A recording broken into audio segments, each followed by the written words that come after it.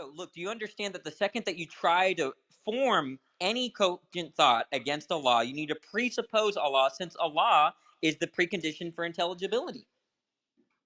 Mac, why can't you answer my question? Right? Because I was here you're first. saying that God is the Christian God specifically is like logically necessary. So I'm just asking what the logical contradiction would be if I say that you know, the Christian God or God doesn't exist. I don't get it.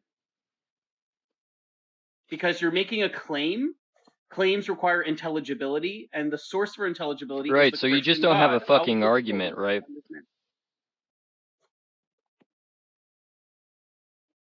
Right? Yeah, so you just don't have a fucking argument is what you're saying, right? You're just a fucking dumbass. I do have an argument. Then just give the fucking argument. God is necessary for intelligibility. There exists intelligibility. No, I'm asking for the argument for premise 1. It was revealed that way. You just don't like that response. Yeah, it's you're just a waste of time. Claim. It's a self-attesting claim. Okay, so like it would be a contradiction if you denied that, right? Like it would be contradictory to say that like I don't exist or something. Something like that? Is that what you're saying? Why don't you ask yeah, okay, fuck what's off. his name? Fuck Eli off. Ayala. Why don't you ask Eli Ayala, who's literally a professional presuppositional What a fucking apologist? dumbass. Oh, you're not brave enough. That's why. That's funny. They asked Eli Ayala if he could. Yeah, you're probably in a crowded mall, and he couldn't understand anything you were saying. No, you haven't seen the video? No, there's a video on. Yeah, that video exists. It's quite long actually, and he actually ends the conversation saying that he'll have to get back with us. And of all the atheist rooms he's ever been in, this was one of the nicest, and he was very appreciative of our input. But he had no answer. For like evidence of the first premise? An argument for the first premise with a transcendental argument for God. Oh, the Bible. I just solved it for you. There you go. That's not question begging. Again, it's not question begging because it's true. God revealed the Bible. Answer Tom's question. I did. He just doesn't like my answer. Answer it responsively. Well, if the Bible is true, then God's real, right? Yes. All right, so isn't that question begging? You're gonna have a conclusion with God, and the Bible's true. The conclusion that God is real entails that the Bible is true. Yes. So that's question begging, right? Well, they reinforce each other. Oh my God. The Bible attests to God's realness. Well, if you want to call it reinforcing, yeah, I'll call it question begging, right? Again, like you're right for 99% of things, but like God being the supernatural creator who transcends all of this, like all of the logic that he instantiated. Would you say that? Would you accept the line of reasoning? Would you accept the line of reasoning that God doesn't exist because the God delusion says it? No, because the God delusion wasn't revealed by God. So, like, you can't say that God doesn't exist because the Bible was written by God and we have the Bible. Well, it wasn't written, but it was inspired by God. To say that the Bible is written by God kind of presupposes God's existence, right? Because there is a God that has been written, a God that has written the Bible, right? Okay, so then now we're questioning the assumption there, right? So go ahead. I'm not seeing the problem. No, it's a question. I'm not pointing out a problem, asking a question. What was your question? You said that God wrote the Bible, correct? Well, for all intents and purposes, yes. Yeah, I know what you mean there. Okay, so now if that's true, that means that there must, in the first place, be a God to be able to write such a thing, right? Yes. Okay, so that's the assumption that we're pointing out for you to defend. It's not an assumption. It's knowledge. Okay, so exactly. What makes it knowledge rather than an assumption? One, because he revealed it. Two, he reveals himself in natural revelation, like the fact that we could even be on this platform together and I can understand what you're saying. Like God is the guarantor and sustainer of intelligibility and things that are possible and impossible. Okay, you're saying that without God, this conversation is not possible, right? Yes. Okay, so what makes that true? What's the justification for that? Because you need God for intelligibility. Otherwise, nothing has any grounding. That's just repeating yourself. You're just repeating yourself. Okay, well, then you know my answer and you can shut up. Justify Yeah, premise I can one. shut up. You're so triggered, man. The point is that you don't have a really good answer, right? You just said that there's intelligibility in the conversation, so you need God, and I asked you why, and then you said, well, God, you need God for intelligibility, and you sound so stupid, and you know it, and that's why you got angry and told me to shut up. No, part of presuppositionalism is saying that because atheists don't have grounding for anything, they should shut their mouths or provide a worldview that does account for intelligibility. But spoiler alert: when you do provide that worldview, that source of intelligibility will be indistinguishable from the Christian God. So it basically is the Christian God. Yeah. So Eli said something like that too, and he actually agreed with us that if I'm unable to give a proper grounding for intelligibility, it wouldn't follow necessarily that therefore Christianity is true. Do you disagree with Eli? No. Okay, so then that was a bunch of bullshit you just uttered then. But it's just curious that no atheist has provided grounds for intelligibility. Curious in what sense? Nothing turns on it. We could all be moronic and not be able to ground our intelligibility. It doesn't mean that therefore Christianity is true. But the Christians can. At least they have a model. You don't. Okay, but that's what we're asking about, right? Whether you can, and you haven't provided anything. You just provided something like an assumption or some. It's a good thing. It's a good thing though that we both have the necessary or the necessity of referencing the necessity of God and the fact that the Bible was revealed by God.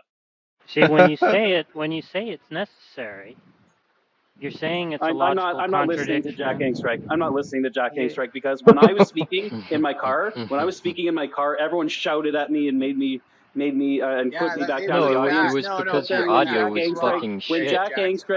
When Jack Angstrike No, your speaks, audio was except for fucking the last shit, right? 20 minutes, That's why you were minutes, moved. he's always at a crowded amusement park. He's always at a crowded amusement park or a restaurant. We moved you because your Yeah, audio so was fucking shit. When you say it's necessary, you're saying it's a logical contradiction to deny it, right? And that's the whole issue, is that the presuppositionalist claim is not the claim that every atheist I've ever talked to and every non-Christian I've ever talked to hasn't been able to present me with a satisfactory model, right? It's the claim that it wouldn't be possible for them to do so. And that means you have to show that there's a contradiction that's entailed by denying Christianity. That was essentially what we were asking Eli Ayala to support, and that's essentially what we were asking, what's his name was asking Darth Dawkins in that video to support, right? Because they say the first premise is something like knowledge and intelligibility are possible if and only if the Christian God exists, right? And so to say, well, the support for that claim is the impossibility of the contrary is just to repeat the claim. So in fact, to support it, you'd have to show how it is impossible, which is to say what contradiction would be entailed by denying it, right? And that's what we've been telling you from the outset, right? Is no presuppositionalist has an argument like that. And the reason is because it's not the case that God is a logically necessary being, that the Christian God is a logically necessary being. You can't derive the Christian God from the axioms of logic, right? So there's never going to be an argument like that. That's why Darth Dawkins has no argument. That's Jack, are you done preaching? Is your sermon over yet? Be quiet. It's not preaching. I'm giving you an argument, right? This is what I told you. This is what I told you the first time I ever talked to you, right? He doesn't have an argument. So that's why I said it doesn't make sense for you to have been convinced of Christianity by Darth Dawkins, right? because Darth Dawkins doesn't have an argument for Christianity. Well, maybe actually, you know what, Jack? Maybe he's got a point with this Eli Ayala thing. Maybe Eli just wasn't given enough time. He does, have a life. I mean, perhaps 65 days wasn't enough to support the cornerstone of his entire theology. Do you think 65 days was enough? Yeah, maybe not. Maybe he needs a little bit more time. Maybe he needs a little bit more time. Justify premise 1, and they go, see premise 1. Yeah, he's a teacher, and so I teach, I'm in grad school, and I run a YouTube channel, and I can still put together something if someone requires an argument for my position. Justify your axioms. The Bible. Because well, the Bible, because if the Bible's problematic, would you agree that your religion cannot offer the preconditions of intelligibility? Or if your worldview has internal contradictions, would you agree that your worldview fails? No, I don't agree that my worldview fails because, again, we have the Bible, we have natural revelation, we have intelligibility. Well, if there's internal contradictions with all that, wouldn't that be a problem? Wait, there's something flawed here. Why do you think when a Muslim says the same thing that they have no flaw or failing in their theology because they have the Quran, would you accept that kind of reasoning? No, I wouldn't, because the Muslim God admits to being a deceiver. The Muslim God is not a truth bearer. Therefore, the Muslim God cannot grant intelligibility. Oh, okay, but look, we agree. Look, we agree on something, Mac. We agree that just citing their holy text isn't enough, right? Yeah, but that's because their holy text is false. My holy text is true. Oh, okay. So isn't that what, I mean, isn't that demonstrated, though, to show that their holy text is false rather than true? How is yours true? Because the Muslim God is one, admits to being a deceiver, and two, sure, I'm with you here. Look at the amount of agreement. Yeah, your holy text says the same thing. Look, that's no, it fine. doesn't. Look, there's I want to say the deceiving spirits thing too, but I want to let Danny kind of run down this. I don't want to derail it. Yeah, look, I'm right there with you too. There's good reasons to reject the Quran, right? And you provided good reasons for why we should reject the Quran rather than accept it. Now, what are your good reasons to accept the Bible rather than deny it? Because God revealed it. There you go. Oh, but you see, what if a Muslim said Allah revealed the Quran? Would you accept that reasoning? No, because he's wrong. What the hell are you What? Why the hell are you not getting this? This is very. No, we agree. Look. I'm just pointing out that we agree that it's not enough for them to say Allah revealed the Quran to make the Quran true, right? It's not enough. It's not enough because the Quran is false. No, but they're saying the Quran is true because Allah revealed it. Yeah, and they're wrong about that. I'm not wrong about wrong this. about that. Doesn't seem like good reasoning just to appeal to the fact that Allah revealed it. Wouldn't you agree with me? It looks like we're agreeing a lot. Yeah, Allah, who by his own admission is a deceiver. Yeah, you and I agree. You and I agree that it's not enough just to say that their God revealed it, that therefore it's true. Yeah, but God, the Bible, is a truth bearer because he's the source of intelligibility. Oh, no, Allah is the source of intelligibility. No, he's not, because he's a deceiver by his own admission. I agree. Your God's a deceiver according to the Bible. I agree with you. Look, we could just say the same thing. I'm ignoring you. I'm ignoring you just like I ignored Jack Angstrike. So it's how inconvenient. I'm just going to turn you right down. Since you're ignoring, let me explain it to you three times. Let me. Fine, you explained it, and let me talk to everyone else. You see, Mac is in trouble here, right? Because the Quranist, the Mohammedan, or however you say it, the Muslim, you'll find out when you die. You'll find out that no. Hold on, Mac. Just let him finish, and then you can talk, Mac. Come on, Mac. Please, thank you. Go ahead and finish, Mac. I thought you were ignoring me. Go ahead and finish. Did you leave?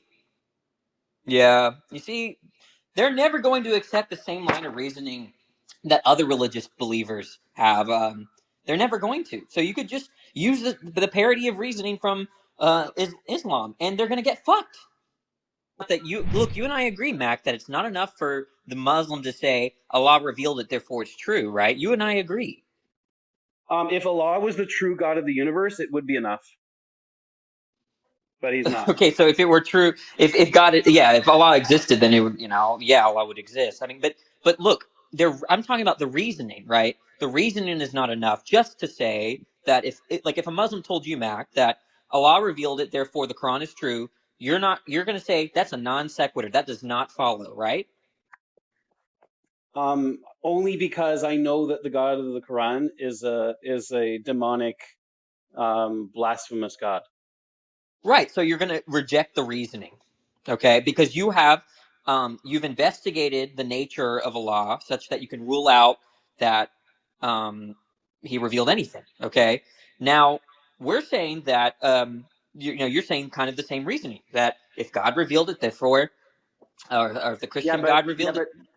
Yeah, but the Muslim God doesn't guarantee intelligibility. The Christian God does. So the fact that you could even make claims, propositions, is thanks to the mind and plan of the Christian God. Okay, so the point is that the Muslim could say the same thing, right? They could No, he couldn't. say He could say it, but I could sprout wings and fly home. Sure, he could say that, but he'd be wrong. Yeah, but I'm just pointing out, do you think the reasoning is sound? If the reasoning is not sound, that means that what matters is that I believe in the true God of the universe, and you believe in either nothing or the devil. I'm not quite sure.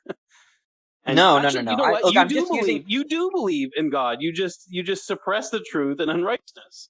Yeah, you're changing the subject for some reason. We're just in agreement that we're just in agreement that if God's he's on the phone. Okay, he's off his phone. So look, the point is that I'm just saying. Oh, he's going to be right back. Was the monkeypox thing to do with the gay stuff? Is that the idea? Yeah, they say that gay people I have no idea. are more susceptible. Yeah, it's mostly in. It's a good thing that Danny's not gay. Wait, it's mostly found in males. Do you hold to view that Danny is not gay, Jack? Yeah, apparently Danny's not gay. Wait. There's something off about that claim. Apparently, I'm. Apparently, O.J. Simpson is not black. I'm just waiting for Mac. Are you there? You were on the phone, and then you had to go. I was, yeah, and then my audio didn't work very well. What's going on? All right, Mac. Here, I'm going to be a Muslim presuppositionalist. So here's what I'm saying: that it's only Allah that can ground intelligibility. Okay, Mac. Now, go ahead. He can't, because he admits to being the greatest of all deceivers. Therefore, no intelligibility is possible. Yes, but the point is that you're just wrong, because Allah is the necessary precondition to have intelligibility. Wait, Mac. I didn't interrupt you. Mac, I didn't interrupt you. I won't interrupt you. Okay, I won't interrupt you, Mac. You're just not going to interrupt me. Okay, Mac. 1 second. So 1 second, Mac. Next. All right. So the point is that you need Allah to even think about the fact that Allah might be a deceiver, might not be a deceiver. So he's still the precursor to intelligibility. If that's true, then why did he mischaracterize the Trinity in the Quran? I'm just saying that he's the necessary precondition for intelligibility. Yeah, stumped you. So for you even to ask the question is presupposing Allah. He can't be the source of intelligibility if he's constantly spouting random shit. Look, for you to even have a thought or question me, right, you need to have Allah in order to put together those thoughts. God grounds your intelligibility and your logic, so you're presupposing him right now. Well, no, because there could be no truth under Allah if we're to accept. Look, the second that you start talking, assertions. The second that you start talking, you are presupposing Allah in order to be able to form. You're engaging in what's called a worldview body double, and I don't engage in worldview body double. This is really pathetic. The point is that the second that you start uttering, the second that you start thinking and reasoning and asking me questions, you're presupposing Allah, because Allah, I'm hearing, words coming out of your pie hole, but because you have no grounds for intelligibility, they're just gibberish to me. No, look, do you understand that the second that you try to form any cogent thought against Allah, you need to presuppose Allah, since Allah is the precondition for intelligibility. Well, So the I'm fact that you saying I'm just giving even open your reasons why he mouth, can't be. the fact I'm that you giving just open your reasons why he mouth. can't be. You did not give reasons why the God of the Bible cannot be. Look, I'm just saying that Allah is the necessary precondition because No, Allah revealed it. you're not even responding to what I'm saying. So have a nice Oh, okay. Well, day. Allah just revealed to the fact that in order for Have a you to have a nice day. cogent thought. Okay, I'm turning you down. I'm turning you down. Yeah. Okay. That's how y'all sound like. On this platform. I can respond to you, Mac. See how Islam presuppositional apologetics shuts the mouth of the Christian? I would disagree. This is what they do. You could try that test No, with me if you want. I've come up with reasons why Allah can't be For the you to necessary reason, that's to precondition. You just presuppose Allah. barreled For you to reason, that presupposes Allah, Mac. barreled through and didn't You're address any of roboting my again, criticism. Mac. Yeah, And I'm just props to saying you that in because order that's a for you good to debate reason, you're reasoning about Allah right now that presupposes Allah. So it doesn't make sense to even reason against Allah since Allah is a precondition for that reasoning. Yeah, and if Allah is the true God, you'd be correct. If Allah was the true God, you'd be correct, but you're not because he's not. Well, he is because he There you go. revealed it. Okay. He is a true God because he revealed it. He's not because he's not. Okay. Yeah, you see, Muslim PRESUPP shuts the mouth of the Christian, guys. You see, Mac is rendered not only can't respond to the argument, but Allah is messing with his audio right now. Wow. Praise Allah. Praise him. Inshallah. Wow. Inshallah. It's so easy to get out of a contradiction. So if we're to presuppose Allah, and then then Allah gives this message in the Quran, even though the Quran actually confirms the Torah, it confirms Psalms, it confirms the Gospel, which contradict what they say, then who do we believe at that point? Well, for you to reason about the Torah and the Quran and the Bible, that is a precursor for that reasoning is Allah. So the Pentateuch predates the Quran, correct? Look, the second that you open your mouth, you're presupposing Allah, Matt. So the Pentateuch presupposes the God of Abraham, Isaac, and Jacob. Audio Who's making all this noise? They claim to exist. Is that Can you hear me? I think it's Haiti. Sorry. So if it's confirming the Torah, the Pentateuch, the Psalms, and the Gospel, and I go read the Psalms and the Gospels, and I see a contradiction between what the Quran says, at this point, who am I to believe? The problem is that the second that you try to reason about these things, you're presupposing Allah in order to reason that anything. I'd actually be presupposing Yahweh. No, you are presupposing Allah, given that Allah is the precondition. The Pentateuch, which predates the Quran. So I'm actually having to presuppose Yahweh at that point, right? Because that's what the Quran's doing. The Quran is presupposing the God of the Pentateuch, which is Yahweh. But then it contradicts with the Pentateuch. It contradicts with the Gospels. So what do I do at that point? If we find a contradiction in one of the books, we should reject that book then? Correct. Okay, so if we can just point some contradictions out in the Bible, so, well, hold on. then there's no need to presuppose. Are you agreeing that the Quran has contradicted itself already because it is actually affirmed? For you to arrive at the idea, look, for Matt, for you to arrive at the idea of a contradiction, you have to presuppose Allah. Okay, so if I presuppose Allah, and Allah, there's supposed to be no contradictions, so then Allah affirms the Pentateuch. So you believe in God. You believe you just accept. If you presuppose Allah, if you just did, then voila, my precept just worked. Then we have a contradiction then, right? Because the Pentateuch predates the Quran, and the Pentateuch is actually affirming Yahweh, the God of Abraham. Yeah, so all we have to do is show a precept. If I listen to the Quran, I have to believe in Yahweh. I have to reject the Quran. So it ends up being an internal contradiction at that point. Yeah, so all we have to do is show a contradiction in a book. Then there's actually more. So then what I could actually say, okay, well, according to the Pentateuch, there's laws and regulations established by Yahweh. that people are to observe. A prophet is going to affirm those laws. He's not going to deny those laws. So then in the Quran we have, later on in the Quran we have where Muhammad decides that he's actually going to marry his adopted son-in-law's wife after they divorce, which actually is, you can't do that according to Leviticus chapter 18 and other passages. So then we have a prophet who's actually denying the authority of Scripture here, which is kind of taking away from his claim to be a prophet to begin with. Then in Quran chapter 4, we have Muhammad actually affirming the people of the book, the Pentateuch, the Jews, and he's actually affirming the people of the gospel, and that this is a guiding light to them.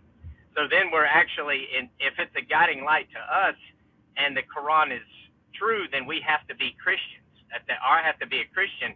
I have to remain a Christian based on the Quran itself. What if we find contradictions in the Old Testament or the New Testament? Do y'all agree with what I just said? Yeah, but we just have to find contradictions then in the Old Testament or the New Testament, right? And then we have reasons to reject that too. Yeah, and then we should reject all of them. So we can lay to rest the Quran now, right? That wasn't the point of why he was talking about the Quran. Clarify, we can lay to rest the Quran at this, because I could just pull the Darth look. You could just pull the Darth argument and say, "Oh, you're wielding the law of non-contradiction right against the Quran, but to even assume the law of non-contradiction, you have to already presuppose a law." That's the point of bringing up the Quran and the law. That Darth's argument is useless because you can plug anything in there and just say, "Oh, well, that thing is the reason we have the laws of logic," for example, right? So yeah, but I can't find anything. You're moving to the actual book. Yeah, you're moving to the actual book. In the Quran, it says that the laws of logic are dependent upon Allah. But you won't find that in the Bible. The Bible does not say the laws of logic are.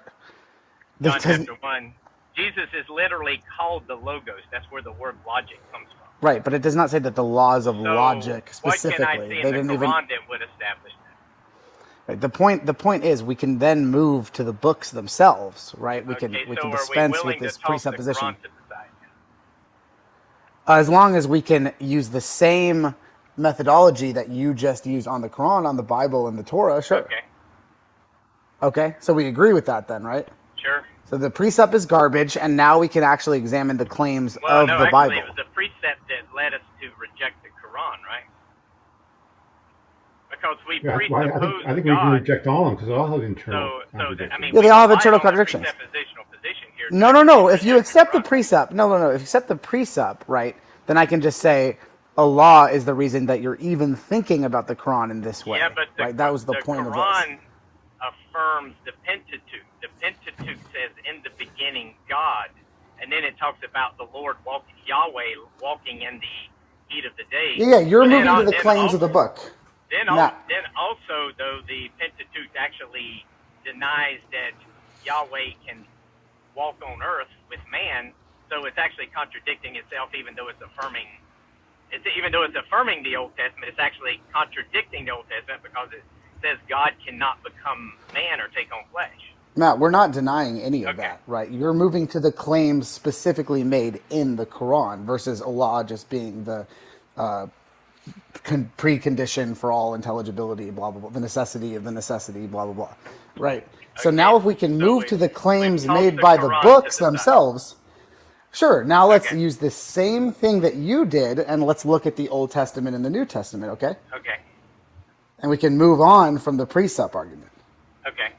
And if we can just show a contradiction in the Bible, right, that either is internally contradictory or contradictory towards what we know. For example, we could talk about the mustard seed, for example, right? Then we can dispense with the Bible too and the Christian God.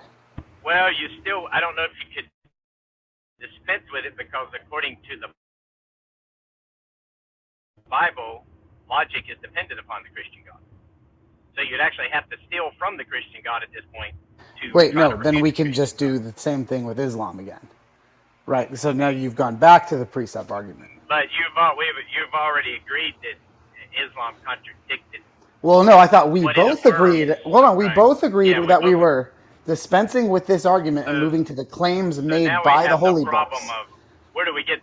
Then you Look, Matt, basically the at whole this point, exercise. according Look, to the whole. Bible, Look, Matt, the New you're Testament and getting Old Testament all distracted. have contradictions. You're getting distracted, Matt. The whole point of that exercise was just to show that it's not enough to say that to support the claim that God is the necessary precondition for logic, or the Bible is true because God revealed it.